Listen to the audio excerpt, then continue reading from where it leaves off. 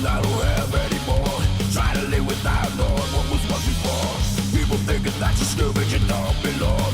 Just another damn misery won't last long. You think life is just a simple breeze. Day by day I struggle, just not to please. The world won't slow down, remind you what you lost. You just gotta keep moving no matter what the cost. Stubborn minds see things straight as their own world. Social war, corporate wall of steel. Soldiers are the real one, fighting for their life.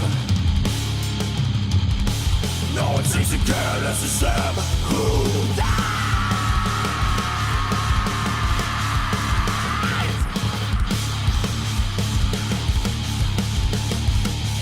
It comes as no surprise.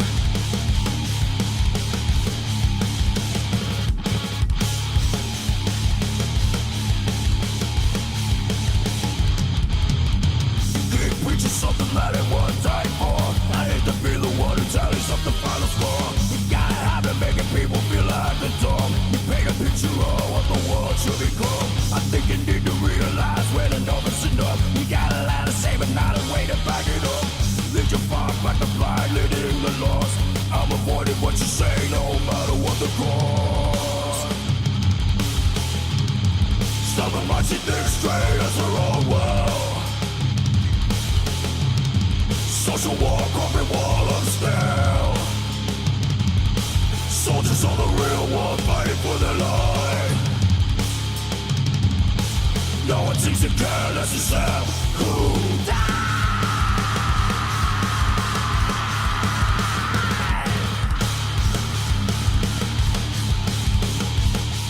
It comes as no surprise.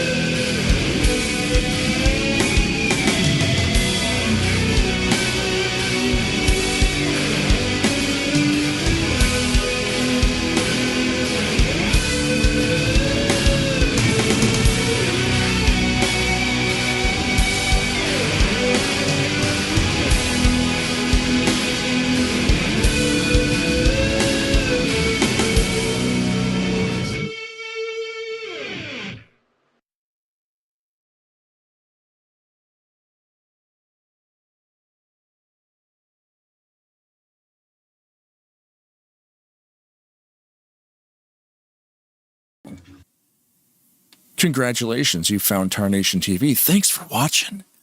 Tonight is the Whisper broadcast. My name is Blaine, joined by Brad. How you doing, buddy? Good, thanks. ASMR the whole night. That's why I got one of those fancy 2 mic setups. So I'm in your right ear. Oh. I'm in your left ear. Oh yeah. No, we're not. Coming next. No, not even close. We're gonna crinkle some plastic bags and eat some chips on the mic. That's how the pros do it, man. Leave that mic open. Hot mic all day long. Welcome to Bart, Scratch. We're here for you. Yeah, all day, all night. Professionals. Welcome to the SMO Gaming Simulations 20th anniversary, man. They've been around since 2004. So just in less than a few weeks here, it's going to be 2024, which makes it 20 years at SMO Gaming Simulation. So we're always fun to come here and broadcast some races for these guys. Where are we tonight, man? North Pole 2009 track. North Pole for sure. Now, some people say maybe a reskin. I say it's not. This is in fact actually a North Pole track. Santa breaks it out. The elves set it up, the annual race, and here we are. It's very neat. You're going to see it obviously right now. We're just running some points. We got the points chart on screen. It is a very detailed chart. 7 races here at SMO, the current season of Jets, the Josh's Eggs Touring Series, www.joshseggs.co. After 7 races, those are your stats. Chris holds the lead there with 661 points.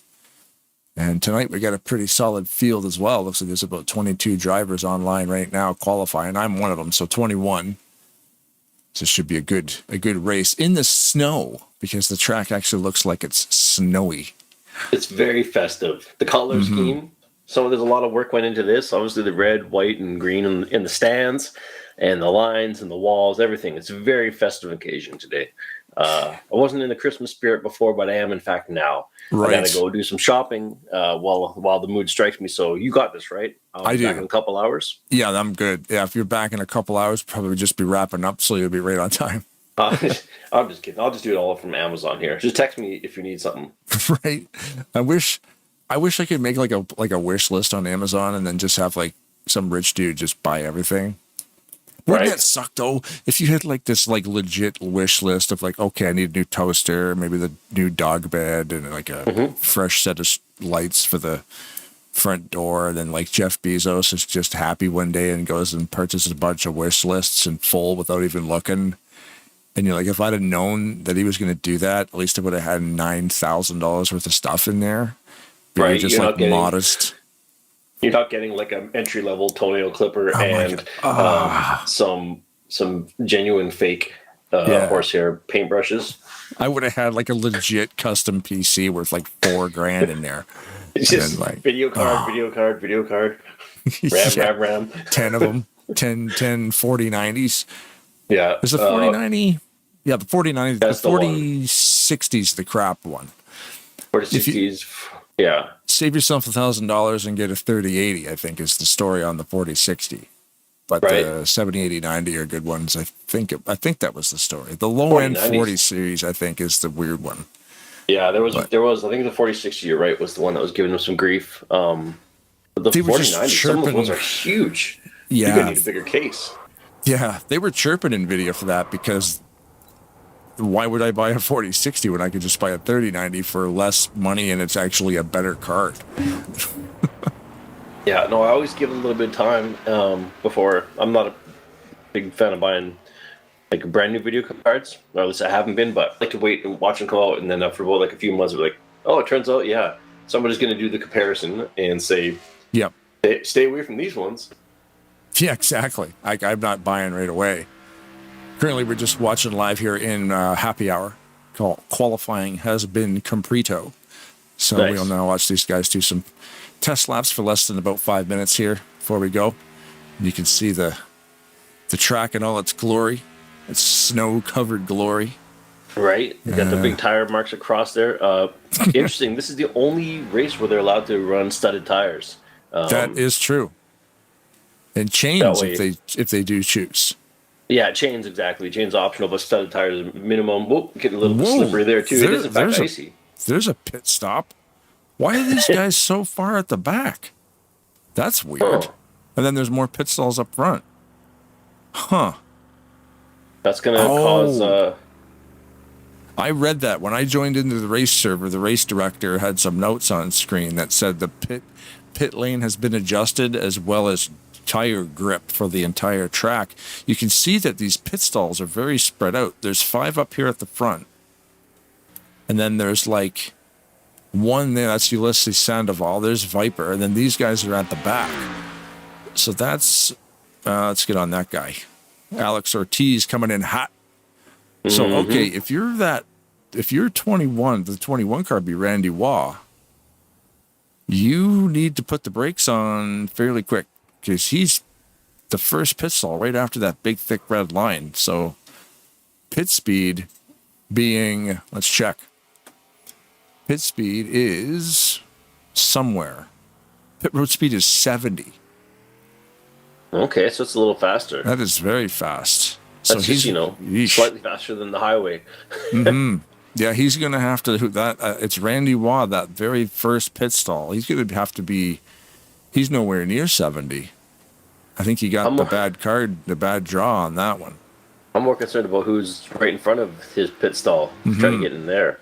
If they're coming in behind him, that's going to be a quick. Not only you got to stop for Randy, then you're going to have to stop for whoever's stopping for him. Right, because it's sure there's a 70-mile-an-hour pit speed, but that's when you hit the line. So I mean, these guys clearly can't be going 70 when they hit that line because they're going to totally overshoot. So basically, what we're trying to say is pit road just got longer for the first 5 cars there because they have to slow down much, much earlier. How that plays out, some encounters at the pit entrance. Yeah, should be fun to watch. Let's see what we got for pit cameras here. That is the exact opposite of what I want to do. Pit lane, that's pit lane 2. Pit lane 2 is a horrible camera angle. We are going to change that because that's like victory lane. I want the actual entrance. So they have a separate area for the victory lane. Is that what that is? The little offshoot to the right. Yeah, it looked like they had you can come in the pits and then shoot off to the right there. That's a little custom job. You can drive up on that ramp. That's pretty cool. Look like a jump, right? Yeah, pretty much. That's what I'm looking at. Hey, slow down, take a picture. Like, nah, maybe not. Full send it right off that ramp. I think we just kind of maybe we'll lock that in right about there. Oop. There. We'll lock pit lane 2 camera in there. That way we can actually see the shenanigans that are going to happen when these guys have to come down to pit. There is a 2 times pit frequency, which means the pit window will end up being 20 to 25 laps instead. That is what they call a hot pit. Holy moly. This is going to be crazy. But yeah, what that means, the 2 times multiplier will burn fuel and tires off twice as fast as it would in real life. That way we get a couple of pit stops under our belt. 70-lap race with about a 20 to 25 lap fuel window. So they will need to pit probably 3 times unless they can stretch it. So it'll be interesting to see what these guys pull off. Okay. Practice is over. So I'm sure we're going to see some accidents. That's usually how these guys wrap up a practice session, is they'll just turn it into a bumper car race. As we get ready to go green here at SMO. This is race number 8. And you are watching Tarnation TV. How many races in there on this series then before they get to the playoffs? That's excellent. We'd have to ask you. That's a good question. We'd have to ask Chris about that one, or Josh. I believe it's 12. Whereas, I put your first wife's Instagram page up on the screen there. Broadcast is brought to you in part by Instagram.com/NoMadeByJen. NoMade_by_Jen. That's a mouthful. Right. For all you who love racing, you might like crocheted gnomes and other various crafteries. And if not for you, maybe the old lady might like some. And by old lady, I mean your lovely wives or girlfriends. Right. Because we don't say that anymore. No, you can't say that. No. I don't know what happened. I thought we were going racing, but apparently we're not going racing. We're back in happy hour again. Right. It's cool, man. She made me some custom ones. I bought one from her, a little Boston Bruins gnome for my nephew. And my brother was like, "Where the hell did you get this?" And I'm like, "Jen made it. It cost me $612. She gave me the company discount. Usually they're $1,000. That's a total lie. They're way more affordable than that. I think it cost me like, $40 or something. I can't even imagine. I know she lost money on that because it's like these ladies and these people in general, they never charge enough. It's a hard line to walk, right? When you're doing any kind of craft, because I mean, in order for it to be to be able to actually not even profitable, but just to even break even or to even get a little bit of money in there, you have to charge what I would deem an unreasonable amount for it. Because like Shelly's mother is she does cross stitch, right? Okay. Which is insane. Very time consuming. That's a lot of tiny, tiny stitches. She said it's something like 400 hours to do one picture frame. That's like maybe like 1.5 feet square. And it's like a picture of like a unicorn, you know, flying over the moon or whatever the hell they are. And I'm like a Pegasus or whatever. And I'm like, 400 hours, dude. Like, if you charged $20 an hour, you know what I'm saying? Like, what are you going to charge somebody $8,000? It's not going to happen. And plus supplies cost probably $100 or something. But even if you charged $100 just for the supplies, someone still would buy it. That's insane. I'm like, first of all, it costs $100 to get the supplies to make this stuff. And then second of all, it took you 400 hours to do it. So she doesn't sell any of the stuff, just hangs it on the walls. Because it's silliness. You can't. Yeah, just enjoy it, right? Yeah. Or you make something for somebody, but at the same, you can't. That's the thing. You gotta, you can find dial in like certain things she makes. You can. I'm really quick at making these ones, and she sell them for $4 or $5. Now they're not very big, but they're ornaments for the tree or whatever. So she'll sell a bunch of little ones, and then eventually, like the way she looks at it, she makes enough money to buy her crafts and stuff. Like so, she sells it. She's like, hey, I could buy 3 more things. I don't know what. I'm not a crocheter, so 3 more bundles, 3 more balls of yarn, whatever they are, units of yarn. Oh, I got to drive here so I could retire my car. Right. But yeah, that's the thing. Like, you're going to buy a batch of Crafting Corner, right? Crafting Corner live. I made myself laugh so hard I started. I guess I was really pleased with that one. Yeah, we'll edit that out in post. Driver, all right. Start your engines. Where's us? There we are. Your commentators, Blaine and Brad, the South Park versions. Thank you for watching again tonight. And yeah, if you do want to get onto Jen's Instagram there and see some of the cool stuff she's got, it's pretty neat. They got the Santa Claus on the inside of the tractor. The great big posters there. That's pretty cool. Behind. Oh, well, that's not fun. Technical difficulties. Yeah, why not, right? Like I said, if the game's gonna crash, it's gonna do it on the parade lap. Yes. But either way, yeah, this will be a fun race. And we will have to reboot my tickers. Because everybody loves to actually see what's going on. Where's the other one? Right there. I love that. The game was running perfect. Now we're going to lose that pick camera. You okay? Yeah, we're all good, buddy. Keep it going. Okay, 10-4.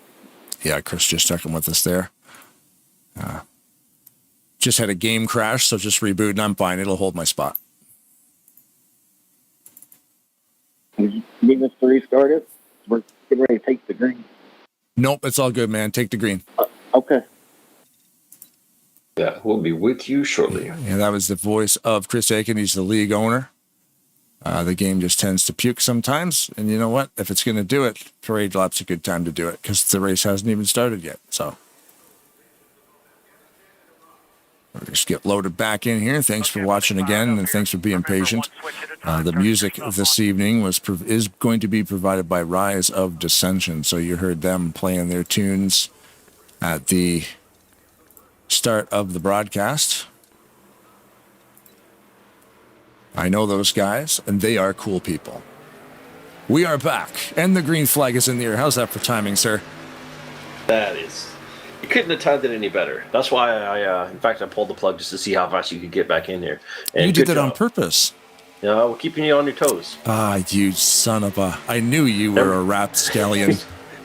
So cause a little brouhaha before the race. There it is. Underway. The 2 words we were going to try to work into the broadcast. Brouhaha and rapscallion.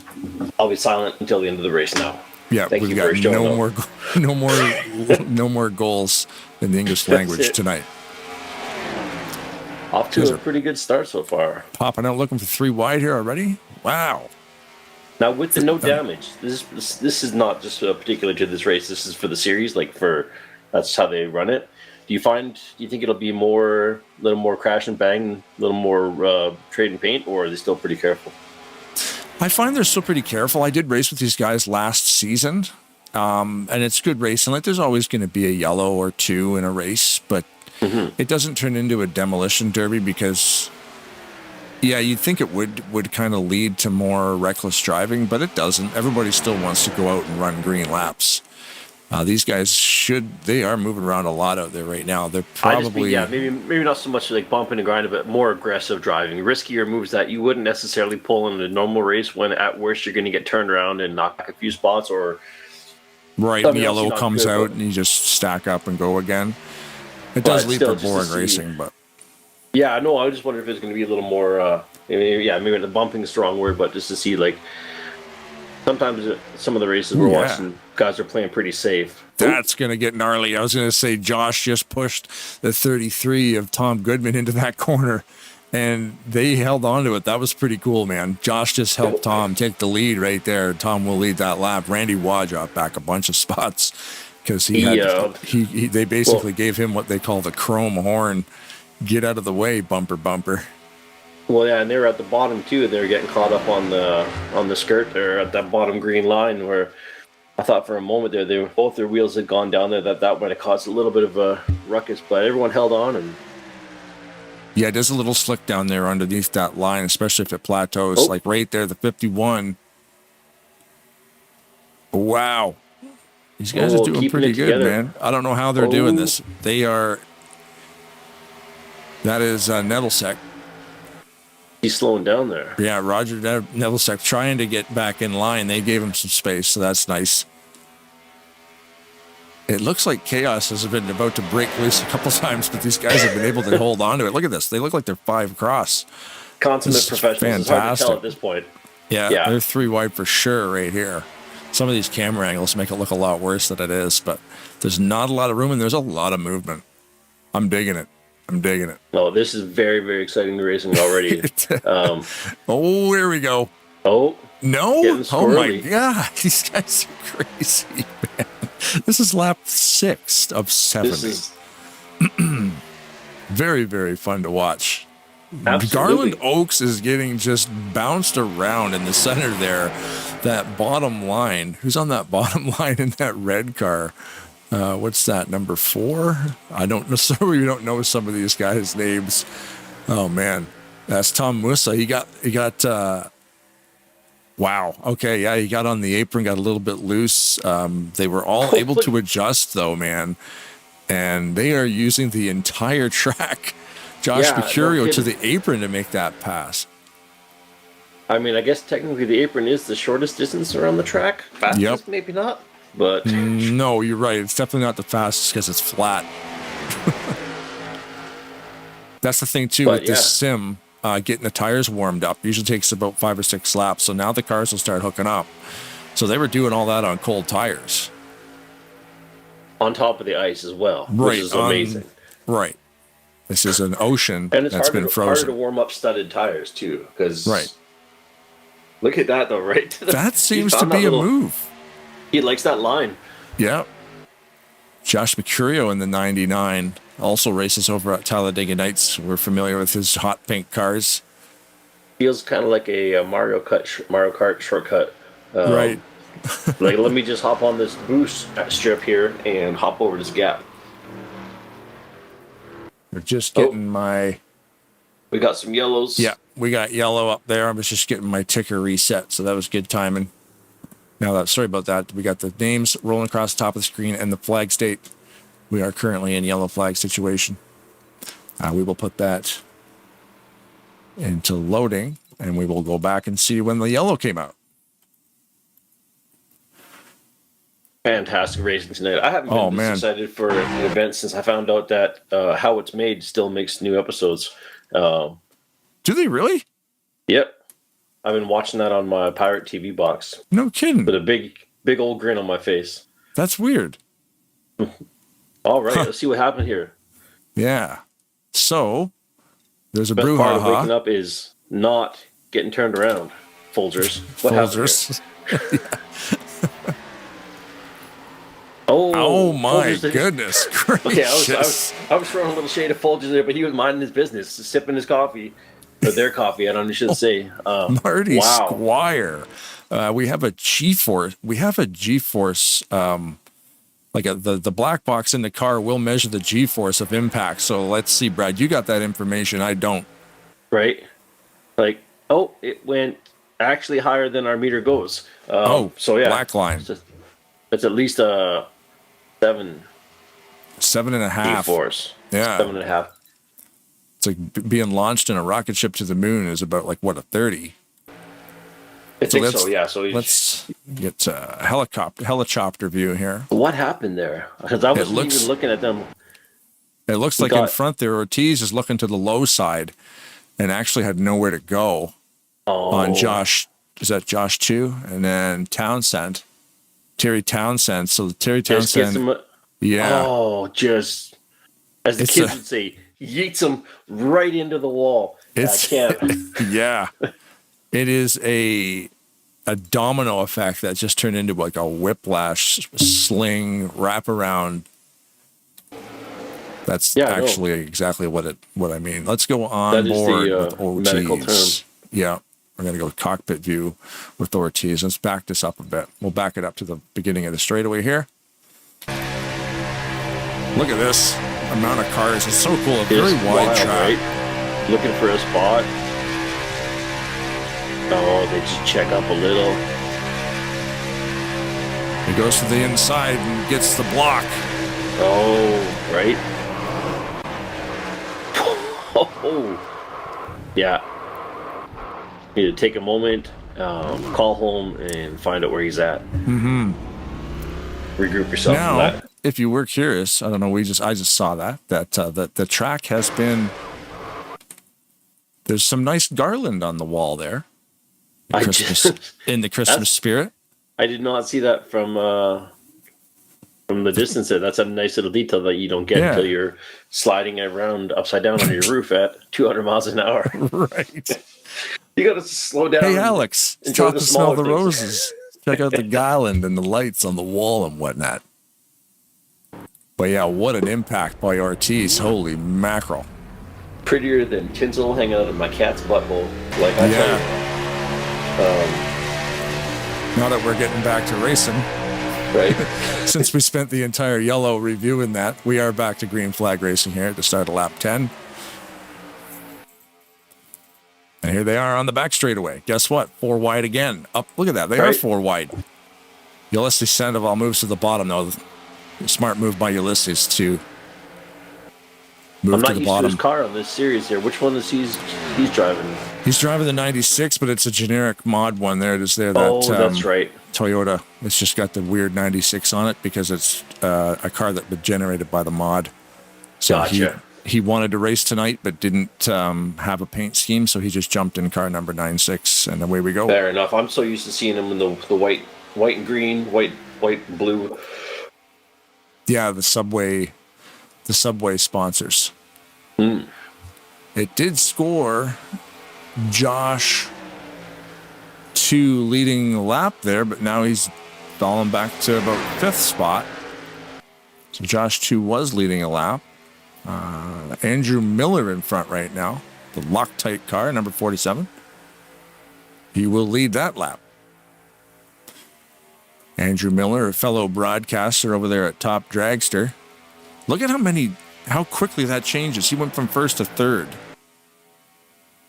It's almost, it's obviously way too early, or not even a 7th, or just over 10 laps, 12 laps into it, but the way it's changing right now, for every jockey in for position, and for a big track like this, I'd say only, but 20 is a good number of people to show up, but for the size of the track, the fact that everyone's still grouped together, I mean, I know we just got off the yellow, but still, it's pretty good space in there. Mm-hmm. It's a fun track too because it's not a super speedway, so you do need to find a line and lift a little bit and actually drive the car a little bit. Like super speedway racing is a different kind of racing. Mm-hmm. You're not really like you're racing the track, you're racing everybody else, which is the same.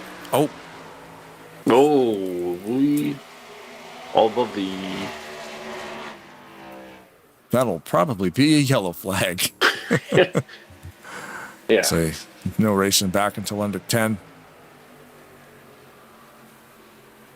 So after that last yellow, everybody did pit except for Chris in the 19, Viper, Terry Townsend, Josh Chu. Those 4 cars did not pit under that last yellow. So I have a feeling we might see those guys go down now, lap 14. Because if they probably won't decide to skip it this time, because if they skip it this time, we're looking at a 20 to 25 lap pit window. They would have to come back down pretty quick. So we'll just stay focused on Josh Chu here in the 85. Townsend as well has not pit. Viper is right there. And Chris, he's the lead car of the 4 that didn't pit last time around. So I will bet you $1,053.42 that these 4 cars go down to pits right now. I've got exactly that in nickels in my sock drawer. Doesn't matter. I'll take it. I gotta get a new drawer. It's broke. That's a lot of nickels. Yeah, those 4 cars did go. Yeah. Makes sense. Might as well. Yeah, see, now that's okay for Randy Waugh right there because he's going under pit yellow speed. too, right? Yeah. Quick top up, no tires.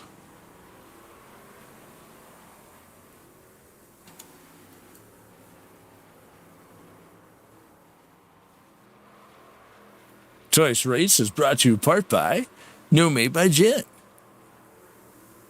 Get your gnomes. That's right, Gary. Yeah. Barry Lincoln. Man on the street. 20 years as a league SMO gaming simulation. It's crazy, man. 20 as well from the get-go. 2004, 1 year after this game was released. Before the internet was really a thing.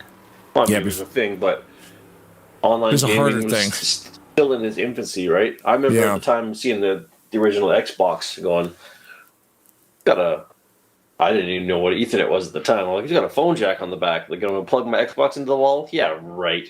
Yeah. What are you, what am I going to do with that? Yeah. Play with other people across the world? Get out of here. And then it just exploded. Oh, it's wild. I remember playing like this. I remember playing Rainbow Six Rogue Spear and logging into the MSN Gaming Zone, which was the jankiest looking way to connect to a game. But it worked. Right. And I remember it was a website-based thing, and it was just these round buttons that you had to push on to log into the servers. And I'm like, how it worked? I have no idea how it worked. Yeah, it was basically just short of being a whole DOS prompt. Yeah. We do have some action in the YouTube chat, so thank you everybody for watching this evening. I haven't even looked at YouTube yet. Barbara says, hello. Hello, Barbara. Ulysses, friend, they just uploaded my paint. Would you? Oh, no. Ulysses does have a paint job. I'm reading it now in the YouTube chat that he just uploaded. And we have Ann in there, Ann Rubino. I'll see if I can't crash the game one more time just for you, Ulysses. No. Yeah. We're going to focus on the 44 of Rubino because we have a Rubino in the YouTube chat, and he's actually leading that lap. On our restart here, lap 16, side by side there with Tom Goodman. These guys are just up front all day. It changes so quick. Rubino gets the lead lap, like he leads that lap, which means he'll get the bonus point. A substantial lead too. He found another gear and he pulled away there. Yeah, the leads change a lot here. It's almost like guys are trying different lines, trying to find out how to get around this track the fastest. Right? Who likes to go to that bottom line where it goes all flat there? Yeah, that was Josh Chu. Yeah, then you got guys running the wall. Like Joe Peacher up there running the wall. You can see him in the background running the wall. Grab my apron a little bit there. Yeah, Roger Nebelsick there, the 51, getting down near the apron, holding on to it though. You say it takes about 5 or 6, 7 laps to get some heat back in these tires. This texture pack is just a texture pack. It's not actually slippery, but it is pretty slippery because you got to let some heat come back into the car. It is an actual thing. You can feel it when you play this. That's why they call it a simulator. Heat is a factor, and when the tires are cold, they're not going to stick that good. Nope, you got to get out there and run some in there, and then like even the dragsters too. Now I think you never think about it before, but they always pull up, do a big old burnout, and then back to the line. I'm like, cool burnout. Oh, there's a practical side of it. Right. Yeah, you're heating the tire up to the stick. For the longest time, I decided everyone liked doing burnouts before the race. I'm like, that's cool. At a drag strip, they always seem to be doing burnouts. I like it. Yeah. Don't worry about the front tires; they won't touch the ground. No, exactly. Rubino there now floating around about 5th spot. It's a cool looking paint job too. That is, and it's nice looking. Yeah, nice and simple. Those lines there are both. We got James in the YouTube chat as well, saying hi everyone. Hey James. Garland Oaks down to the apron. Are they gonna let these guys get back in line? They seem to use the apron on the front straightaway because it's an easy transition. Man, there's not a lot of there's a lot of room out there, but it doesn't seem like a lot of room. No, especially in the middle of the pack there too, like 3 wide, and now they're going to like 4 or 5 wide. Like that part of there where it just gets like super wide, trying to find their own. Everyone's trying to find a spot. Excuse me, I'm just gonna sneak by you. Yeah. See, Ulysses sent that message in the YouTube chat at 9:01. So the broadcast had already been going for 10 minutes when he let me know there was a 4 wide into turn 1 here, and that ain't gonna work. Rubino. It's the Tarnation TV curse. Oh, did he? He might have hung on to it though. No way. He spun around. I'm pretty sure he. Where did he go? He's back there, but like I'm pretty sure he just 360'd his way through that chaos, and he may have. Yeah. We'll check it out. We'll back it up. It definitely will bring out a yellow flag. Don't do anything cool for just a minute here. Look at it's like a Bambi on ice here. Just go 360 and on my way. And that 78 slowed down a lot because he got a little bit out of shape down the bottom, and it is wide enough to get in there, but if nobody... Look at... Oh, what? No way. Yeah, nothing touched nothing. That was clean. Whatever, Rubino, calm down. Yeah. This guy, the wife's watching. I'm going to do some driving. Jeez. Don't get all your head all swollen here. Come on. Yeah. This is how not to touch the wall. No big deal. But watch me, avoid 99% of the wreckage here. You got like a Long Island, you just sip of iced tea there, and you just one hand, just got the suicide knob on the wheel, just spinning around. Nothing to see here. Wow. Well done. Well played. It's pretty wild. The car was actually up on 2 wheels. Yeah. No, though. That's crazy. I know the snow is fake, but it just makes it look even that much better when he was doing that slide. Yeah. Like it looked like he was on ice. Like it was couldn't have been better. It makes more sense for the occasion. Yeah, it makes more sense. Right. Like, oh yeah, I get it. There's snow on the track. That's exactly what would happen in the snow. Right. Wow. Green flag is out, which means the green flag for the pit entrance is open. The green flag for the race, clearly not.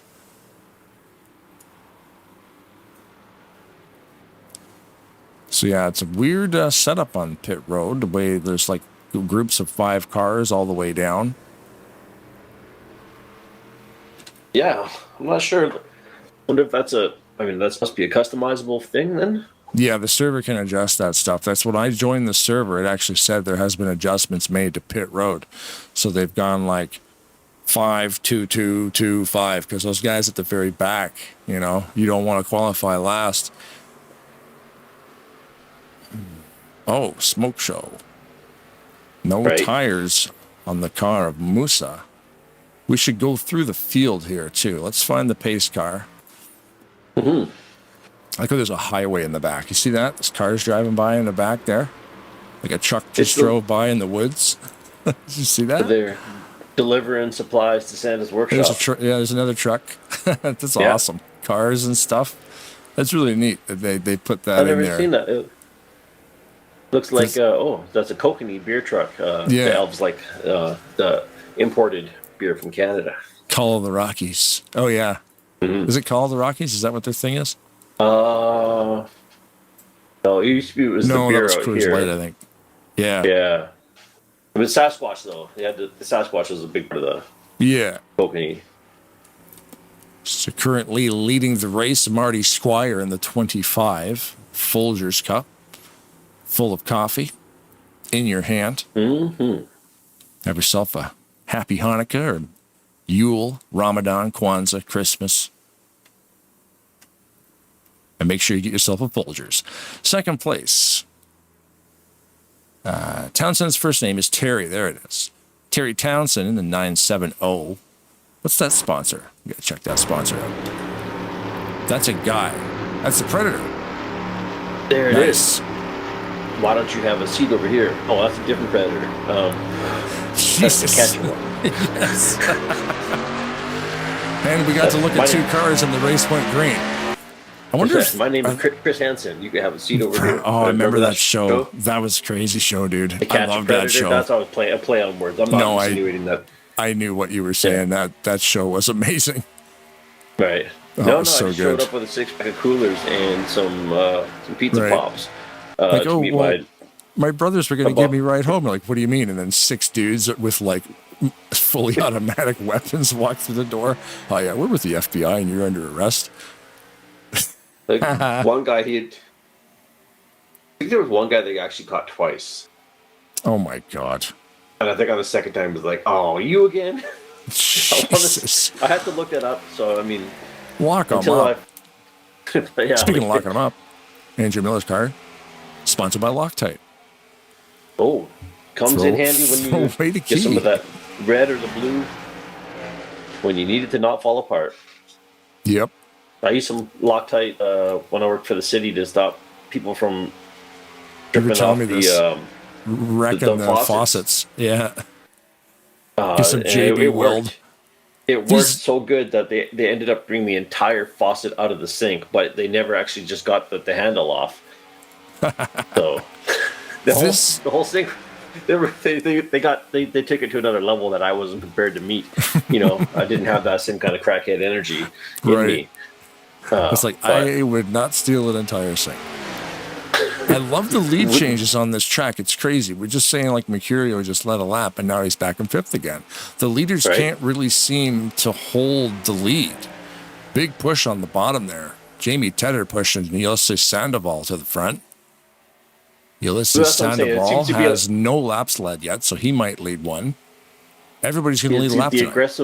Aggressive pushing, I think, when you're not afraid to get in there and slam around or like taking the chances, because the way they're driving out there tonight, at least compared to like just the difference in leagues that from our usual haunt, is that these guys are just out there giving their beans like full on tonight. Like we got yellow on the course again. Just trying to see when the yellow came out.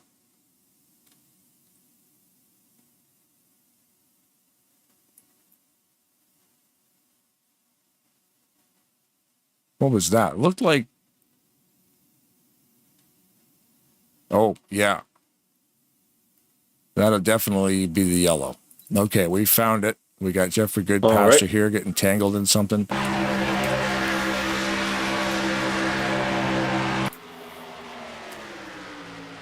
Looks like... Did I go back too far? No. I think it's just coming up here. A lot of movement going into the corner there low. Yeah, again, 3 wide, no room. Oh, those get tangled up upside down. Super wide track. The problem with that is if the spotter tells you that you're 3 wide, you don't know exactly where, like, you know what I'm saying? Like, how much room is there? Yeah, like, if you can't see them out your window, but, yeah, is it just, like... Do I have room just to shift around? Nope. Look out. Yeah, and you're wondering, like, you hope that the guy on top maybe will give a little bit more room because you could go 5 or 6 wide around this track. Well, especially if you're going to use up the whole bottom of the apron too, like some of the guys were before. Look at this. It's getting a little bundled up here on pit road, boys. Oh, Oh, little how's your father? yep. Little, Say hi to your mother for me. Little slap and tickle here. Little how you doing? Yeah. What's happening? It's like no damage. Get out of the way. Beep beep. Yep. Bumping like that probably wouldn't cause damage, but it's definitely damage tires if it gets spun around. Yeah. In the YouTube chat there, we got John Wall is not racing tonight. I believe John drives the 0. 10. No, John drives the 0. Yeah, you're right. I only know that because I read it. I don't have these stats memorized because he just typed it out. But oh, we did. Hate that I missed the race being under the weather. Right? You sounded like you were pretty pleased. Like he does drive the 0. I've raced with John before. He does drive the 0 car, but Alex Ortiz also drives the 0. So yeah. Alex probably had no idea he stepped all over John's number. How dare he? Right. Let's make fun of him. There'll probably be some. It'll probably come to blows after the race. Yep. But look at that car! What a piece of junk. Nintendo. Ew. Who plays Actually, I do. Yeah. Good paint scheme, actually. Mm-hmm. Who doesn't play Nintendo? Let's be honest. I can't wait. Every time they put a new one out, I'm like, that's another one. The new Mario game is fantastic. Mario Wonder. Yeah, you're telling me. I've lost track of all that because I don't have kids and I don't have a Switch. Yeah, no, I don't have a Switch either, but I know a guy online who can show you how to acquire those things for your PC. I don't condone any emulation. We don't condone making old games work for free. Back to NASCAR 2003 racing. Exactly. Sometimes we don't condone making games from 2023 work right away either. Right. I actually own this game. It's in a box behind me on the shelf, so I'm allowed to steal it. Exactly. I've paid for it once. I thought about buying it, so a lot of guys. It. Yeah, a lot of guys that you can't buy it now. You probably have $300 on eBay. Well, yeah, right. You can't play this. Tom Goodman leading another lap. A lot of different drivers have led some laps tonight, so let's talk about that.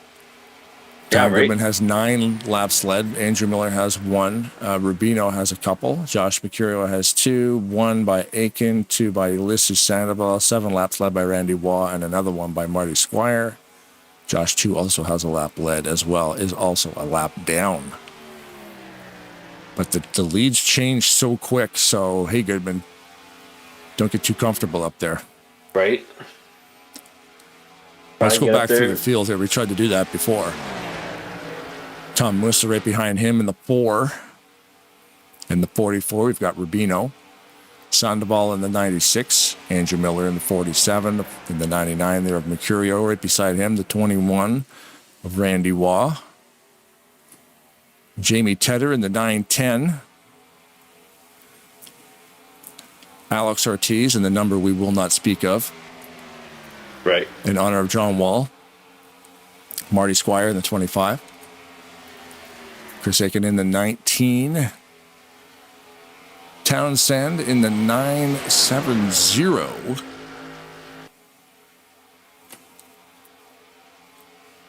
Jeff Goodpasser in the 97.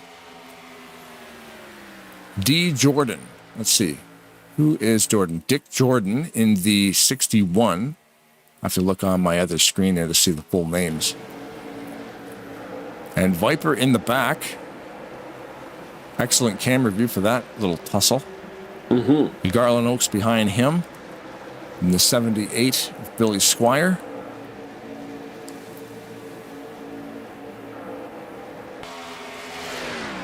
Oh, I can't think of that song. I don't know. It's a Billy Squire song, dude. Come on. Oh. Hold down. Stroke it. That's what it is. Stroke. Deedly doo. Oh my. Stroke. And then Peacher in the back there. Joe Peacher. Who else is back here? Roger Nebelsack. And we're back around to front. Randy Watt. Oh, a couple guys skating sideways again. Oh, right. As we watch Randy Watt and Josh Mercurio settle into their positions as the yellow flag will probably be, yes it is, yellow flag is on full course yellow, lap 33.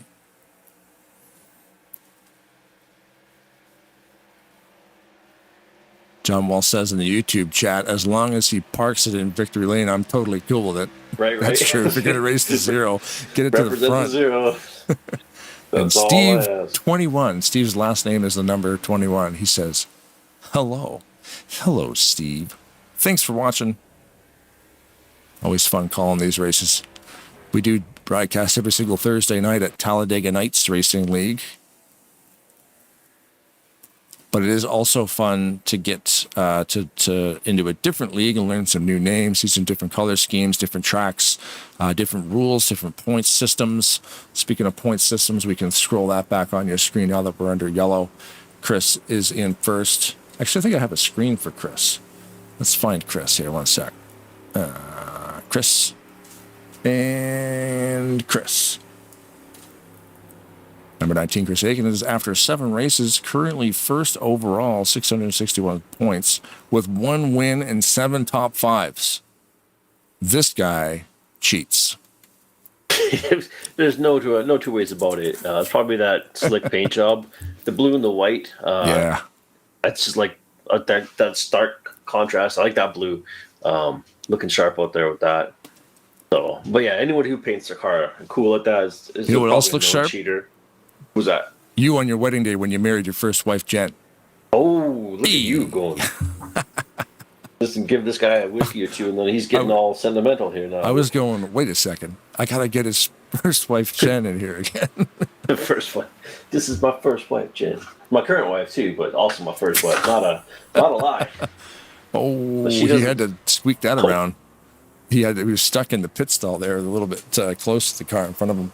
Yeah, I know. I thought that was such a funny thing. How it's like your first and only wife, but you introduce her as your first wife. This is my first wife, Jen. That goes over like a fart in the car usually. Yeah, but she got like a lead balloon. That's a bonus. Yeah. She kind of has to. I think for 20 years of this. Yeah, exactly. Get ready, babe. She didn't flinch anymore. She just kind of like rolls her eyes, just looks disappointed, defeated. But she doesn't yell. I think she knows there's no point at this point. She's like, what are you going to do? Stop now? No, exactly. It's like Shelly and I. It's just all fun and games. It's the way you got. It's the way you got to do it. Laugh or go crazy, right? Yeah. If people say that, like, "Oh, happy wife, happy life," I hate that. I hate that saying. Yeah. How about you just, if you're not compatible, what are you doing? Yeah. Like, move on and find somebody who you're compatible with. If she's not happy, then just leave her at home and then go to the pub and make yourself happy. Mm-hmm. See? Happy me. Happy me. There you go. She's still grumpy, but that's not by choice. She wanted to come to the pub, have a couple pints, then she'd be happy too. Why don't you just throw some darts at the wall and play some pool? With a mouthful of onion rings? Right. I don't think so. And 3 darts in your hand, or like a pool cue, or something like that. We basically met in a mosh pit, so that was destined to be. Yeah. Getting ready to restart the race here. Lap 36 is about to begin. The number 0 of Not John Wall, Alex Ortiz in the front row. He'll get himself a lap lead, another fresh leader on the race. That's a first lap lead for him, so another leader in this race. This is wild. Yeah, so we're at 36 lap right now, and we don't have 20 different. Because we haven't had 20 different leaders yet, but no, we're pretty close to at least half. I would think there's going to be at least half the pack has had a chance leading. Pretty close. 1, 2, 3, 4, 5, 6, 7, 8, 9, 10, 11 cars.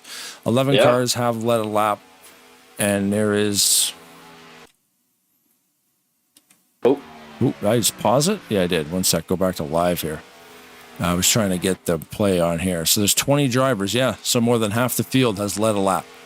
There's 20 drivers started the race, and 11 of them, I think I just said, right? 1, 2, 3, 4, 5, 6, 7, 8, 9, 10, 11 drivers have led at least one lap.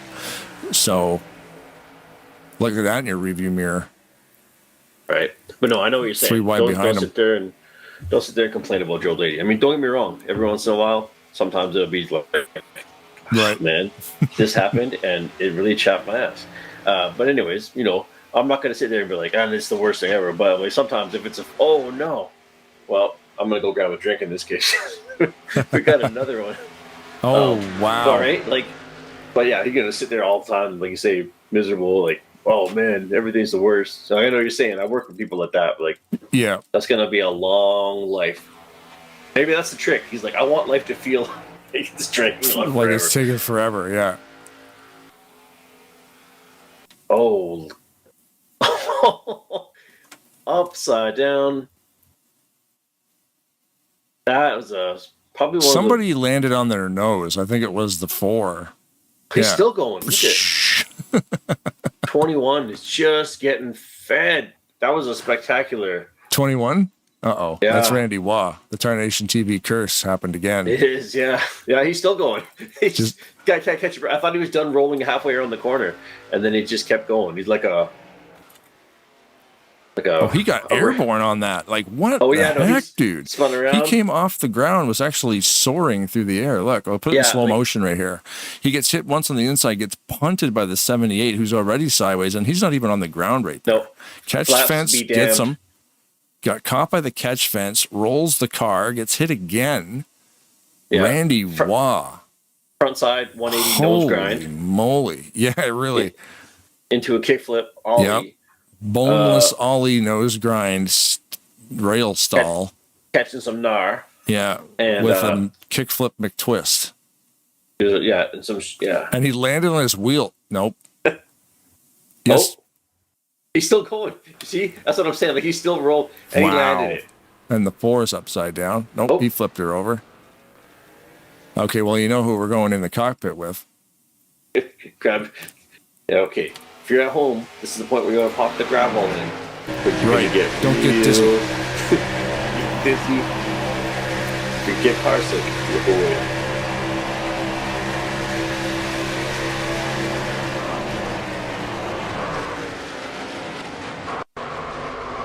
Honestly, yeah. It was at that point I decided to unplug my racing simulator and go for a walk. Because right. you have one of those motion seats? Like, you'd have oh my God, dude. There. Like, if I'm going above 10 degrees, don't make me. Just like full stop. Everything shuts down. Some of those things have a kill switch on them. I think you'd have to have either a kill switch or just like you'd have to have some preset parameters built in, like do not rodeo me if this happens. Yeah, you'd need to set the limit where the seat would just stop, because I've seen like guys who have those like direct drive force feedback wheels that could literally rip your thumbs off. Oh, right. So like a real car, you have to let go of the wheel and let the wheel just whip around. And some of them have a kill switch. They'll tie it to the wall beside them on their desk or their sim rig. So if that is going to happen and they're out of control, they can hit the kill switch and cut power to the wheel, because it'll just rip itself right off the desk. I'm like, why does it need to be that violent? Like, I don't want my game controller to hurt me. Right. Oh, it's got 80 newton meters of force, pounds per square inch. And I'm like, you're out of your freaking mind, dude. It doesn't need to be like that. This wheel is the equivalent of 14 coked out Hulk Hogan's. Like, right. Tell you what, brother, it'll tear your arms off. Oh yeah, you had no idea that was coming. Macho.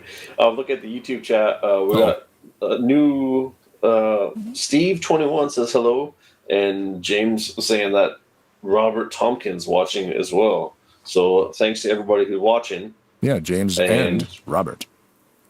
Yeah, everybody that we had. And you want to know what we look watching. like? Whoosh, there it is. The Blaine and Brad Show. Thanks for watching Tarnation TV. Head on over to tarnationtv.com. Links in the descriptable. If you want to hire us to call your NASCAR simulation race. Speaking of which, we have some advertising to do. 1 second. Let's see my advertising screen. Let's pull that up because we got a pretty neat event coming up. Where's the schedule?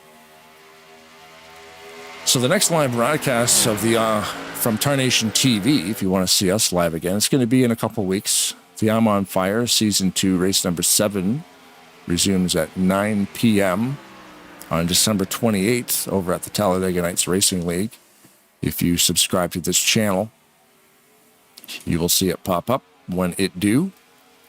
Also note there beside that one, this Thursday, the 21st of December at 9 p.m. Eastern, live from Talladega Nights, FRN, that's Flat Out Racing Network. So Seth Cole and Michael Norman, they will be calling the final team race of the year, which is being dedicated to the painters. So those are always a lot of fun. Yeah, the team races are usually about 8 teams of 5 drivers each, I think. But Jeffrey Elliott, the owner over there at Talladega Nights, he's changing it up a little bit, and he's doing 4 teams of 10 drivers each, and he got what he deems to be 4 of the best painters in the community to design their own team. So it's Bernie Mobbs, Frank Divens, Rodney Sellens, and I don't know why, but me. So you said all 4 of the best? No, I'm just teasing. You're good. Yes. I like to bust your chops. We like to give each other a you belong up there with well, thank you, buddy. With as much of them. I like you have a style unique to yourself, a fully abstract, but at the same time grounded, and you've got a good sense for colors. That's what Jeff says. He loves the wild things. I always come up with a weird sort of, and I can keep them clean too, but these ones kind of look like a Tony Hawk Pro Skater graffiti skateboard. That was kind of the theme I was going for. I was watching some Ken Block stuff on the weekend, and all that whole genre of extreme sports is very loud with all their graffiti and the way that they have like the crazy designs and stuff like on the rally cars. So it's like, I'm going to design mine to be like that. So they're neon green and neon yellow and like purple. Yeah. And you definitely see them. Frank painted up some black and yellow ones. Rodney Sellens painted up some black and red and silver skull looking things. And who was the other one? Frank. And then Bernie Mobbs, I think, some like lightning blue Fords. So there's a bunch of really neat cars, and I'm racing in that race on this Thursday. And Seth is going to broadcast it, so it's cool. I actually get to race in a broadcasted race because we are usually sitting here doing the broadcasting. Yeah, well, I actually get to sit back and watch a race too, so I look forward to that. Yeah, that'd be good. So yeah, subscribe to FRN as well, the Flat Out Racing Network. They do a lot of broadcasting on the YouTube channel. So Flat Out Racing Network, look them up. And then this Thursday, check out the team race to end the year off at the Talladega Nights, and root for the neon green and purple team, because that's me. Nice. Craig Hagley in the chat. Hey, team leader Blaine. Do we have our number set for our team yet? No, we do not. That'll be up to Jeffrey on the night of. The teams are set to about 7 apiece right now, so I get to pick 3 more drivers. And I think on the night of the team race, Jeffrey will assign everybody a number as we head into practice sessions. So just show up on Thursday and be assigned a car. Nice. I just went and subscribed to the Flat Out Racing, so I will get the alert because I realized that I hadn't been. And oh yeah, the green logo FRN. Mm-hmm. Yeah, they're good stuff, man. These guys have settled down with the crazy racing. This front pack, Alex is actually holding this lead. He's up to 8 laps led now, maybe 9 actually. That's got to reset still. One of the longest leaders here tonight. Usually when someone leads, they lose the lead. And just as I said that, Andrew Miller ducks to the inside, and he's looking to overtake the lead from Alex. He won't get him. Nope. But he's close. He might get him for the next lap. We got yellow out again. That's so like, why did I have to say that we were that we weren't going to have any yellows? We will definitely be having no more yellows from this point on. Except for,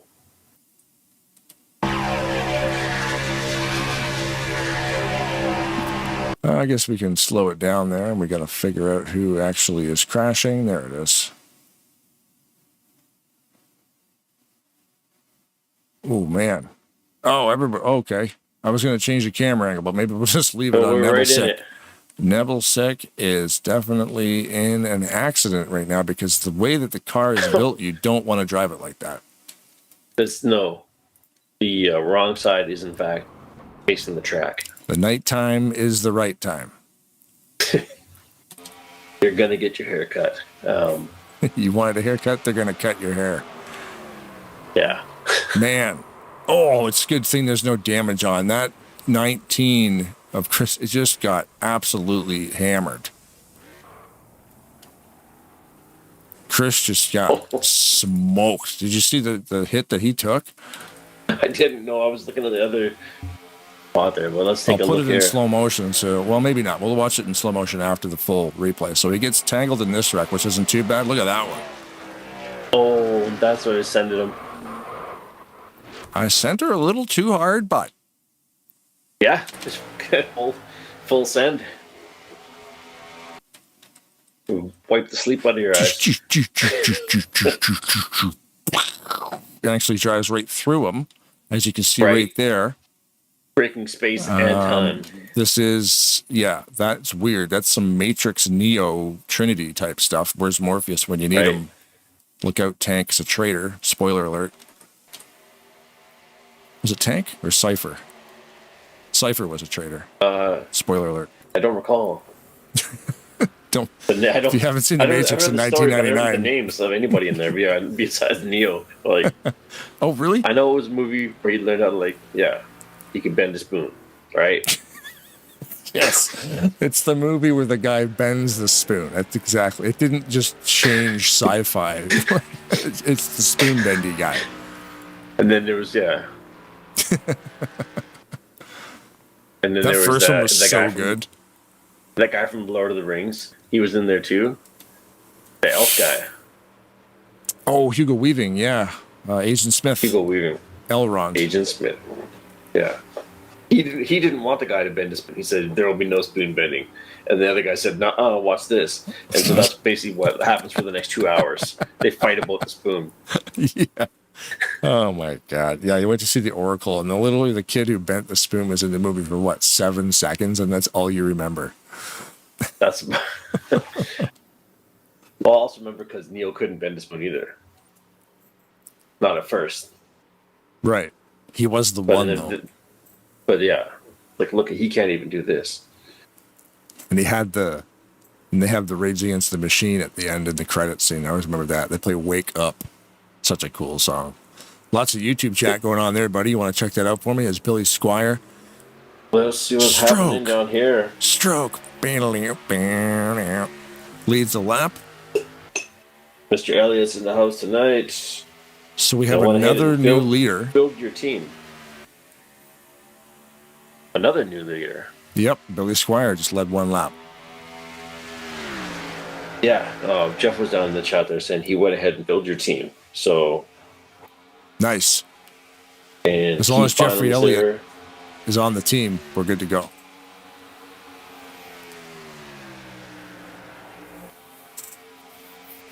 Yeah, see a lot of chat there. Yeah. Pumpkin's in there. Keith Bynum's there as well, it says. Under the Pumpkins ATV Club.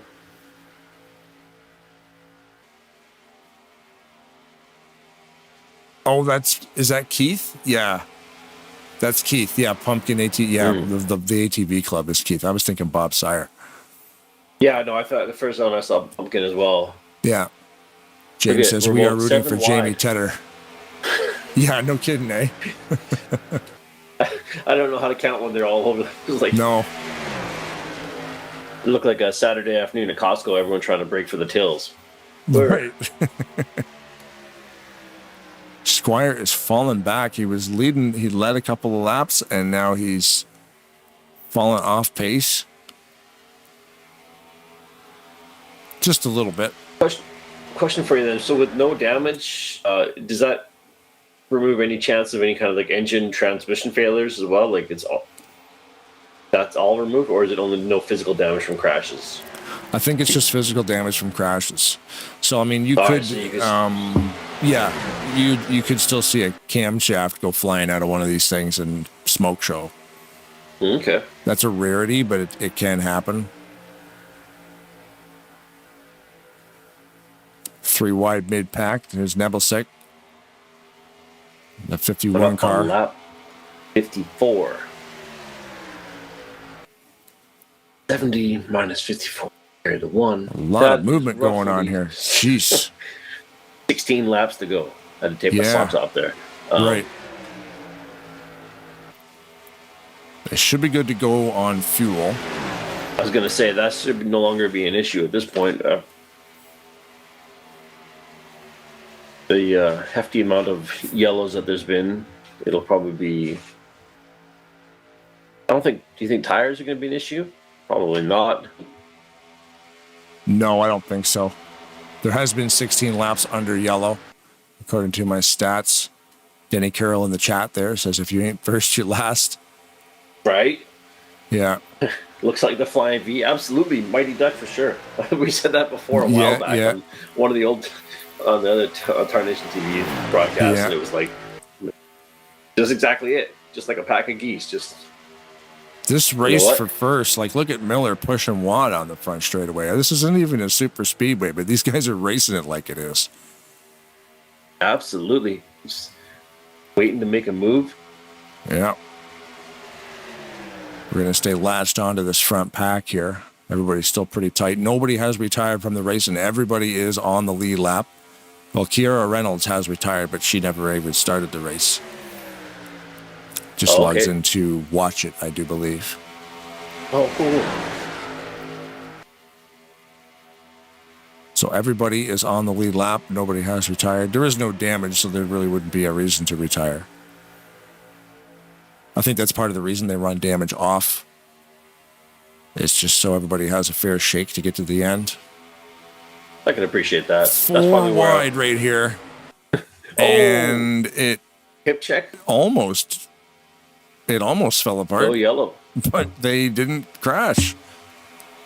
That's amazing. Somebody in that pack got a little bit of an overreaction, but everybody was able to keep it together somehow. Andrew Miller lost a lot of spots.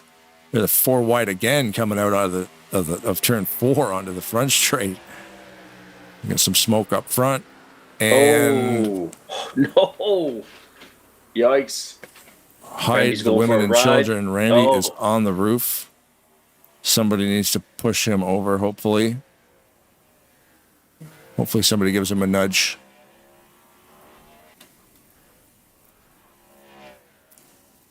Peacher's going to give him a bump. Oh, Peacher looked like he was going to give him a bump. Here comes the pace car. Take a look at the season's points again. I'll throw them up on screen there for you guys. Stay locked onto the pace car here.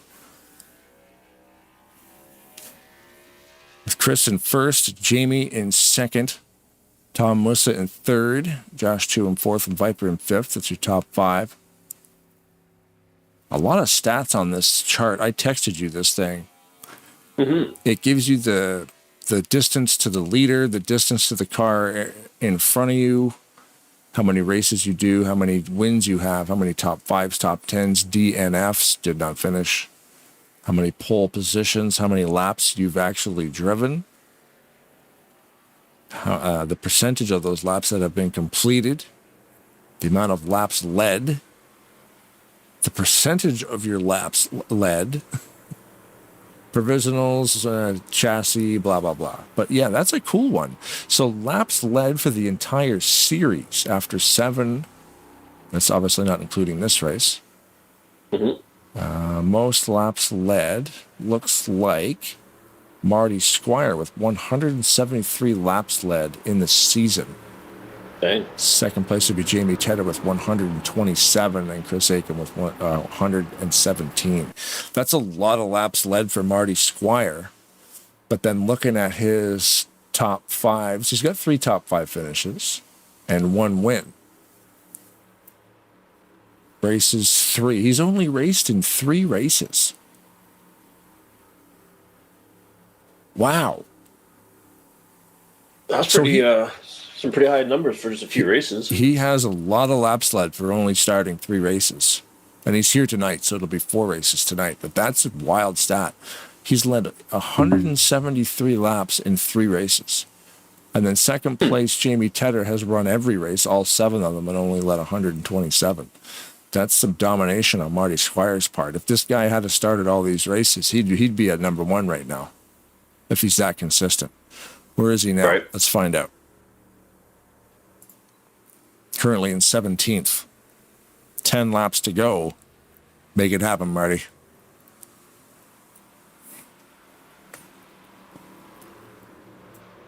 James in his chat saying, go Jamie. Jamie currently in 18th, coming out of the pits, catching up with the pack.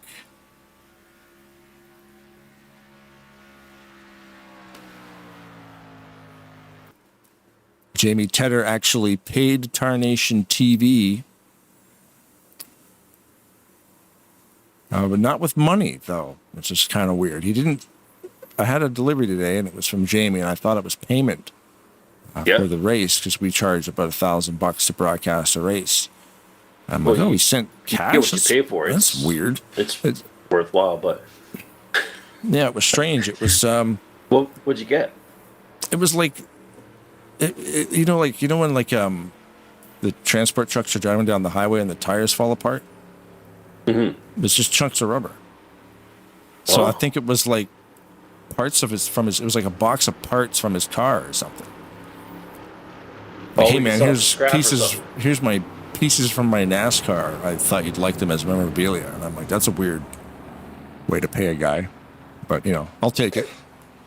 Everybody loves a little bit of scrap metal. I personally prefer to get paid in exposure. That is true. You could just come out and do work for free, and that's how you get paid. People will see you working and be like, that guy likes to work for free. Thanks for showing up. Josh Mercurio will leave that lap. A bag of peanuts or something like that. Right. But fastest lap of the night. 36.8 seconds, 195.3 miles per hour by... Do you want to guess who? Oh. Right now? Yeah. I will guess. I know you're pointing at something on your screen, but I've got I got some crazy pixel. I've got Minecraft screen right now. So. Tom Goodman in the 33, the GoDaddy car. Oh, there it is. Nice. He has every the once fastest in a lap. while on my screen, I can see it now pretty clear, but every once in a while I get a little bit of that pixelizing, and I'm good like, I can just old-fashioned use internet. Need some more JPEG, please, just a little more. Yeah, more distortion. So now that we're coming into the last 8 laps of the race, man. Oh wait, I got that freaking chart up blocking the whole screen. Okay, now that you guys can actually see the race. Who do you think's going to win this thing? Right. Ask me on the last lap because even then I don't know. So we've got Mercurio, Aiken, Rubino, Ulysses Sandoval, that Musa behind him, and Garland Oaks. Andrew Miller. Ooh, Garland Oaks a little bit. He wasn't really holding a solid line going into that turn, so he was really squeezing that bottom line. Oh, just wiggling in the middle of the pack there. Yeah, he lost a lot of time there. Lap 63, so I'm going to try and take to the bottom here and I Dave like off, watching. Yeah, Nebelsick's line changes all the time. Sometimes he's running up near the wall.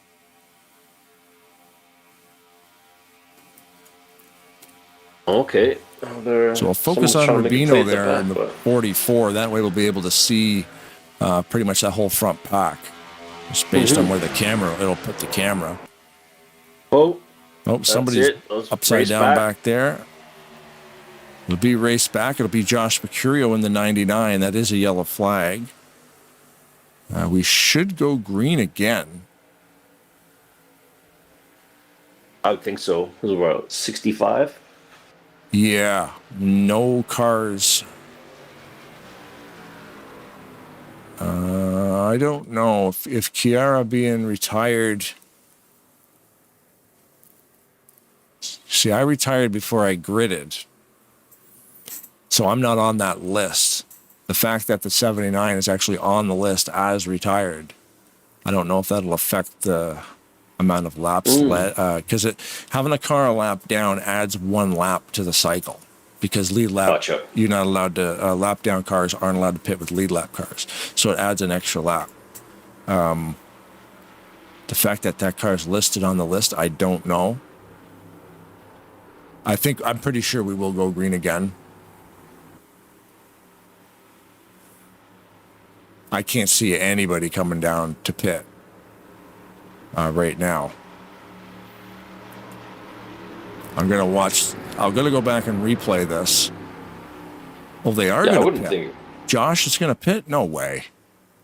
No, I didn't think so. he was trying to soak. Yeah, he was trying to soak some other people into that. That's funny. All Come on down. Hey, guys, we're going in for fresh tires over here, kid. It's going to be a blast. Yeah, it'll be fun. There's a sale on fresh tires over here. They're the extra fast ones, bud. Okay, we're going to rewind this here and see if the point of caution. Is the caution out yet? Okay, right there.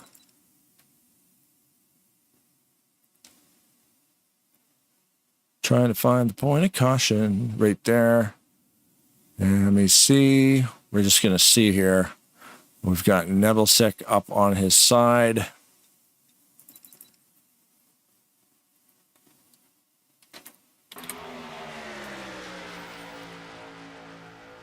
This is turn 3. Ortiz slipped up the track. Garland again, a little bit squirrely, causes those guys to get around. The yellow will be out. Again, no damage. They'll just re-rack the field. I mean, he might have to pit for tires, which it looks like he did. I'm going to rewind that again. I believe, yeah, you definitely want to be pitting for tires if you were Roger Nebelsick after that. Which is probably what happened. Oh, no, it wasn't a tire stop. I didn't see them. They didn't jack the car up. He pitted for fuel. Oh, wow, okay. I thought for sure that they would put some fresh rubber on that thing after going for a spinorama. The splash? Yeah. Maybe they were a little bit tight on fuel. I don't believe fuel is going to be an issue here because there's been enough yellow flag laps that I figured these guys would be able to make it to the end. Lights are off on the pace car, so he will leave.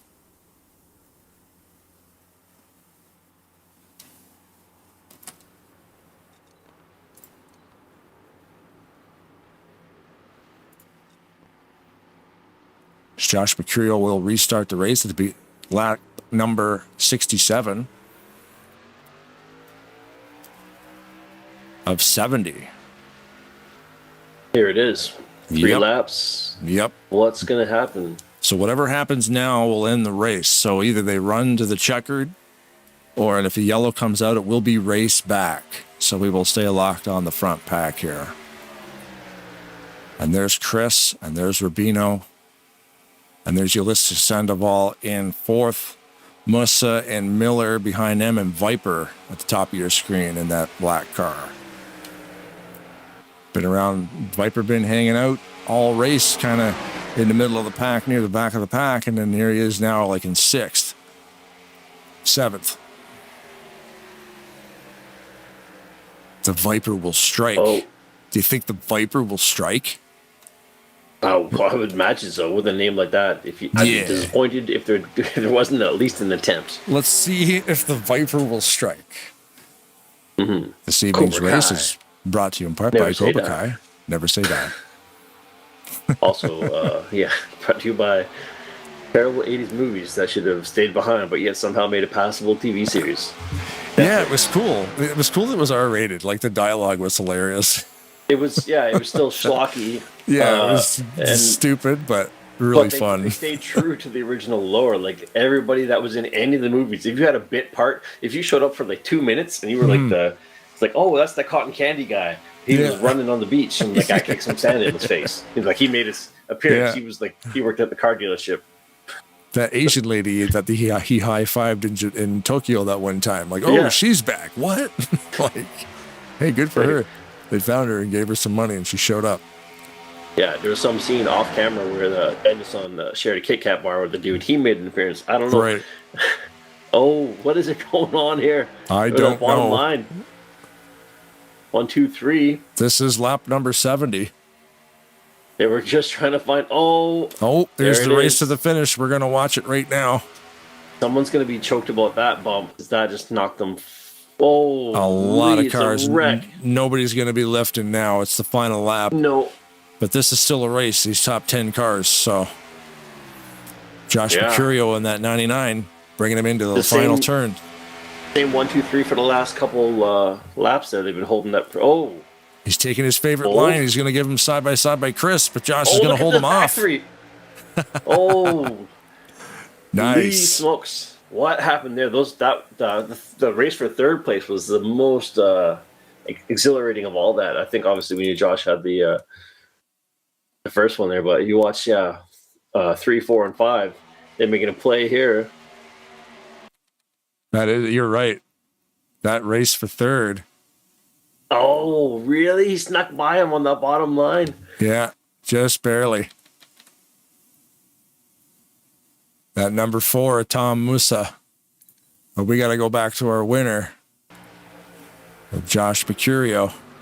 Yep. Congratulations to Josh for finding a way to get to the front and keep it all together. Very exciting finish. He's going to go for a jump off the ramp. Nice. Right? That's the Rainbow Road shortcut. Wicked. Exactly. That's what I'm saying. Fantastic. That's how you get like a 40-second lap on Rainbow Road. That's it. I've seen this trick before. Before YouTube came out. Light him up, Josh. We got the camera on you, buddy. Your winner, the track. Okay, let's rewind that a bit then. We're gonna get his get his jump. Great thing about replay. Is we can rewind it even though he disconnected and get that slow motion victory lane spinorama.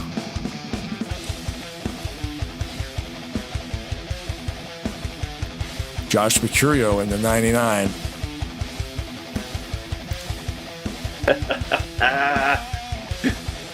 This is how you win. This is how you celebrate at SMO.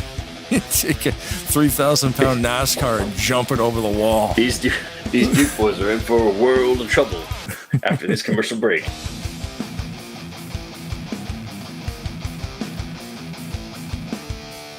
Fantastic. Thank you, Josh. No burnout, but you know what? I don't think we need one after that. That was funny. Well, that's a pretty entertaining race, man. There's a few yellows. That was amazing, yeah. We're the amount of yellows there for a bit, stats. I thought it was getting a bit slow, but then there was always something going on, and some of the crashes were pretty spectacular as well. Oh, that was, yeah, some of those things are nuts. I think if we actually had damage on, some of those wrecks would have been career ending. Yeah, he's You're not allowed to come back because that car cannot be repaired ever. Yeah, no, this unibody, it'll never work. Oof. All right, we're getting the end screen set up here. We'll see if we can talk to some drivers and get my stats, my music. Like again, Rise of Dissension. You saw them play live. Yeah, I flew all the way out to Ontario just to see these guys. Mm-hmm. Yeah. Oh, okay. It's like it wasn't. Hey, you want to go see a metal show? Have my local dive bar? I'm like, hell yeah, that's my favorite kind. You just walk in like, this guy knows where to find me. This kid's like, hey, I checked at your house. You weren't here, so I figured you'd be at a rock show. Right. Just like Dissension, melting your face off with some heavy grooves. Yep. Like as is tradition. Mm-hmm. Where is everybody? It's awfully quiet in here. Okay, wait. Very quiet. I don't have control of this room to pull drivers in, so I was waiting for Chris to.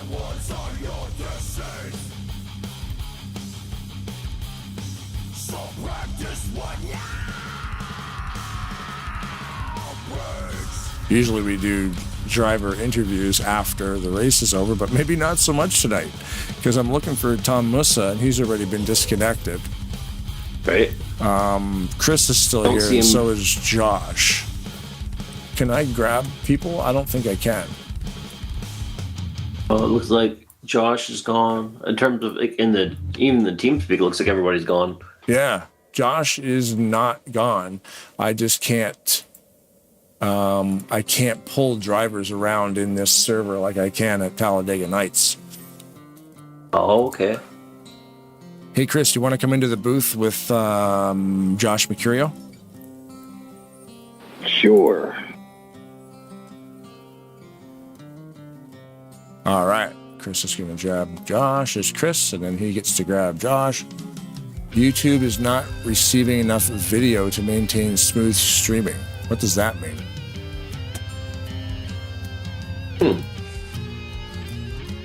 Don't know. Like we're live. I don't know what it means by is not receiving enough. Not receiving enough video. Oh, that's interesting. Are we not live right now? That's weird. I've never seen that error before.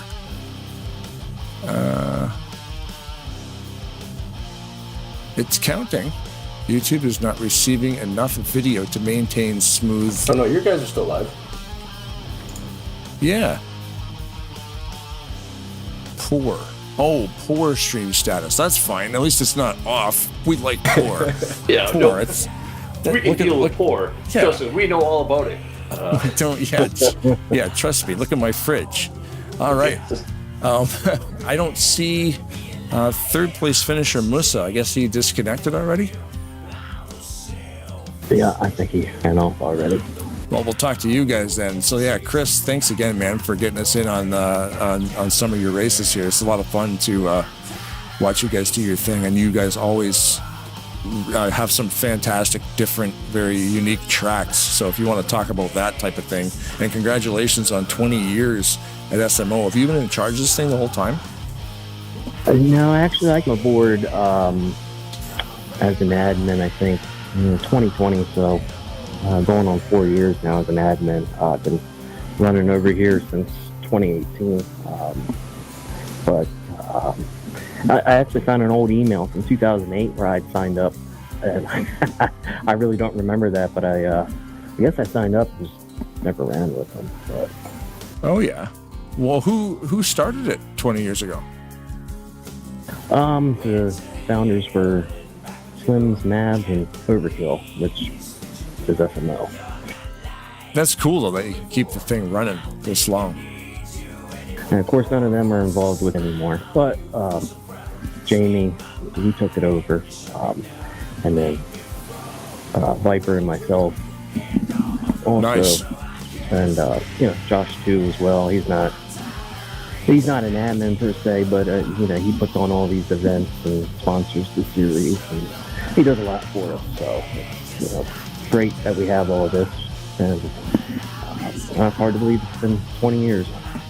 Yeah, it's amazing. Some of these leagues, they come and go pretty quick, but 20 years is an amazing run. So yeah, it's good to see. It'll be many years to come, because I don't think this thing's going away anytime soon. Yeah, and we plan on it going as long as we can. As long as we have admins that are interested in doing the job and having some racers that want to come over here and yeah, it's a pretty good turnout. have fun. And speaking of turnouts, Josh Mercurio with the win. We were expecting a burnout, but that was probably the most unique burnout we've ever seen, with the old jump over the wall from the victory circle. Yeah, I did a little bit of practice of that in the practice sessions, but track was pretty gripped up, so I wasn't positive I could get the tires to actually burn down, so I gave you something a little bit better. Yeah, that worked out awesome. We replayed it a couple times in slow motion with all the winter checkered flag fanfare that we run on the broadcast, so it looked extremely cool. Awesome, good to hear. Yeah, I was thinking, man, what is going on right now? We've been waiting for a burnout, and I'm like, he's not slowing down, and I forgot about that little pedestal there that was built. So that was super cool. Well, thank you. I once I won the race, the idea popped into my head, and I couldn't get it out before I came around turn 3. So awesome. Yeah, that's the way to do it. Like you said too, you've been practicing that, right? Yep, definitely. So usually when you practice a victory speech or victory dance like that, you're never going to win. I would think that would be bad luck, but it worked out tonight anyway. Yeah, well, sometimes in practice you get a little bored. I mean, there's a couple tracks on NR that have random jumps in it. I know there's that one in Martinsville where you could jump over 3 and 4 and into the stands. So I practiced that quite a bit. And then I think some of the road courses have jumps too. Not as well versed in those, but sometimes, practice is open for an hour, so you practice for a little bit, and then you fool around for a little bit, and then you practice some more. Right, I remember there was one track here I was racing with you guys where you were able to drive up the wall into the sky. That was pretty cool. I can't remember what one that was. That was probably Winchester. Yeah, you could just kind of get in the wall and just kind of ride the wall, and then if you steered the car hard to the right, the thing would just drive up towards the skybox. It was pretty wild. Everybody was doing that and launching themselves into the forest. Yeah, I think Josh has the right idea. I mean, that's what we do 99% of the time here. Once we get done with all the good hard clean racing, it's just goof off. Obviously you know that plane. Yeah, it's fun to have some fun, especially in the practice session. Yeah, I don't know if there's any iRacing tracks that have jumps in them, so that's what we got. No. We got one up on them, right? That's the thing. Yeah, there's not too many. All the tracks that are in iRacing are made by them, so they're definitely not putting in the Easter eggs like that. Well, thanks guys for the awesome race. It's fun to call it, and congratulations on your win, Josh. Yeah, thanks guys. It's nice to win one. Been racing a while, so the wins are finally starting to come, I think. So it's a good thing, and thanks for guys for doing the broadcast. You guys always do a great job, so I can't wait to watch the replay later tonight. So thanks guys. Right on, man. Cool. Thank you very much. Hopefully we make you laugh. It was a lot of fun. All right, bye, good night. Thanks. Take care. Yeah, I don't know how much fun you guys watching that, what it looked like up in the booth, but out on the track, it was wild. It was a blast. Yeah, it was a lot of fun. We had a lot of fun with it because there was definitely always something to look at. And I can promise to all of our viewers, we don't normally race like that. It's obviously it's a broadcast event, so you've got guys coming in here that don't usually run here. They just they want to come and support us and run the TV race, and that's perfectly fine. But we don't usually have a bunch of cautions like that most of the time. So looking for a place to race. It's clean and fun, good hard racing. Look us up. Yeah, man, that's for sure. Yeah, like you said, it is weird when you get new faces out there, and then those guys have a different driving style that you guys aren't familiar with, so it's understandable. It is, and I mean that's a lot of what is great about racing is you'll race with the same guys week after week, and you pick up on their habits pretty quickly. But then you jump in a race with somebody that you've never been on the track with, and you don't really know what to expect. And, you gotta learn that, and as time goes on, you start racing with them a little bit more. You start figuring out with them as well. But I find it very enjoyable to race against all these other drivers. It's a lot of fun. A lot of great talent out there. A lot of really, really good people. Yeah, the fact that we can come out here every night of the week and run this 2003 simulator is definitely awesome, especially when you can get 25 guys in a race on a Monday night. Yeah, I mean, who would have thought that a 20-year-old game, a 21-year-old game, on a Monday night, you'd be getting close to 25 guys, and I don't know how many people was watching the broadcast, but that's awesome. We had 70 hits, so that's pretty awesome. Okay. Yeah, I only refreshed like 40 times, so it's pretty good for No, it was good. It was a good turnout. A lot of people chatting, active on YouTube, and it was a lot of fun to watch. Like I say, it wasn't like the typical race, but it was also good too, because you know what? Yeah, it made for some exciting racing. And that's one of the things with this series and this league is we like to switch it up. And Blaine, I know you mentioned it a few minutes ago, that we run a lot of different unique tracks, and myself and Josh too, we had talked about doing this for a while, probably about a year and a half. Then we just finally decided to pull the trigger and go ahead with it. And hey, Tom's up there if you want to talk to him. Oh, there he is. Yeah, I'm going to say he missed his chance. Where did he go? Did he quit or? Who knows? Yeah, if he wants to come down here, that'll work. We'll give him a. Yeah, because he was third place. Yeah, we got to talk to the podium. We'll drag it down. Tom, live on Tarnation TV. How you doing, man? Third place finish. Good, thank you. Yeah, man. Like just talk about that thing. That was crazy. Like we watched the back half of that pack on that last couple laps there sort of disappeared in a ball of fire, but the top 12, you guys put on a show to that last to that checkered flag. Yeah, I was talking to Bino on a whisper, and he was there, and then it opened up at the bottom coming out of 3, and I just gave her and got him by, 900ths of a second? It was close because we actually backed it up and watched it in slow motion with like Brad was saying, he goes, man, the race for third was a photo finish, and it pretty much was. All you guys were about a quarter car length from each other. Yeah, that race was a lot of fun. Yeah, it was a lot of fun to watch. That finish was wild. The top 10 cars were within 1 second of each other, 1.6 seconds from first till 10th. So, yeah, definitely a great finish. Exciting race. Yeah, it was. Chris put on a good race this week, and that track was a lot of fun, even though it was pretty snowy. Yeah. Running the studded tires and the tire chains at 200 miles an hour.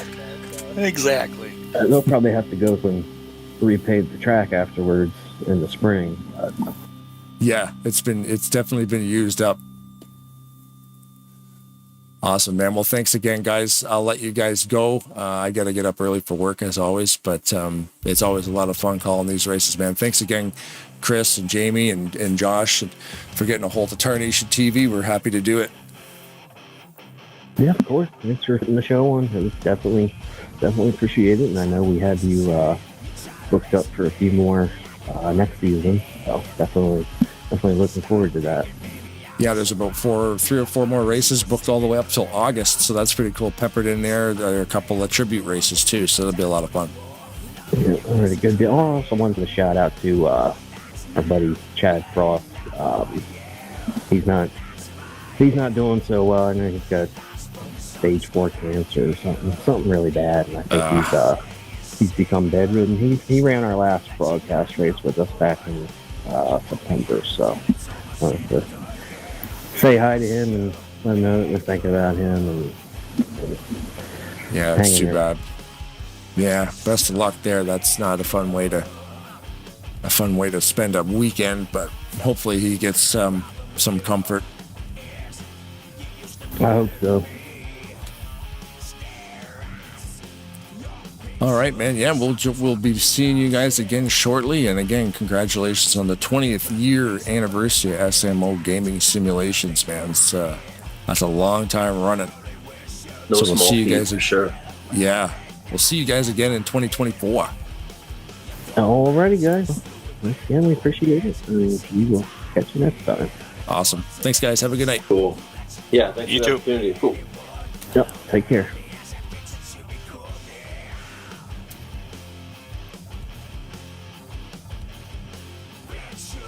There we go. Thanks again to SMO Racing Simulation, or SMO Gaming Simulations, and the whole administration staff for allowing us to do what we do. And thanks, man. That was a lot of fun. It was a lot of fun. It was something different the usual race we call. And everything from the North Pole to the no damage to everything. But you know what? It made for some pretty exciting racing. I think I can probably pull some clips out of that for some YouTube shorts with all the madness that was happening. Cars pirouetting down the straightaway off the fences. And then even the finish, though, it comes down to, like you said, that third place finish from first till the stats to 10th. It's like they were running 4 wide across that line. So, well, let's check the stats to see how many leaders we had here. So we had 10 cautions for 18 laps. Look at the lead changes, dude. We had 30. Oh, you can't because I took away your Discord feed. We had 12 different leaders, 32 lead changes. That's a big number. 32 lead changes. There's no picking it. I think there may be 2 or 3 laps of the stretch where somebody would hold the front, and then that's all they could do. That's probably among the biggest numbers I've ever seen in the lead change category. Lead change is 32, consisting of 12 drivers. So there's and most laps led by Josh, who won the race. So he gets the winning points. He gets the what was the Chris actually sent me how they run their points. Right there. Bookmarks.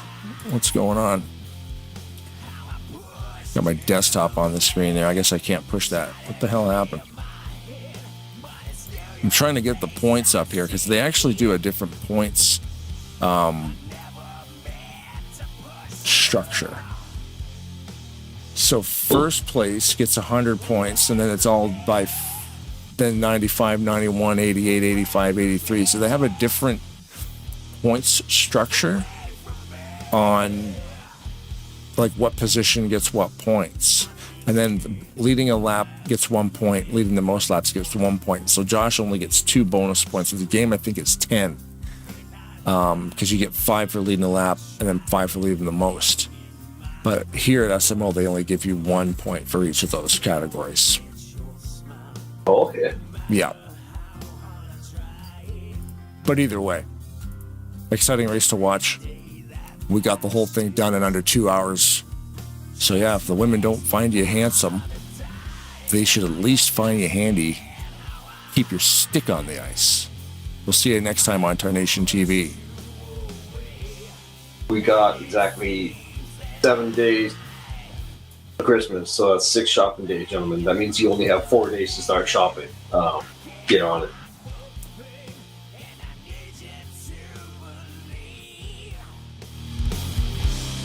Never meant to push you away from me.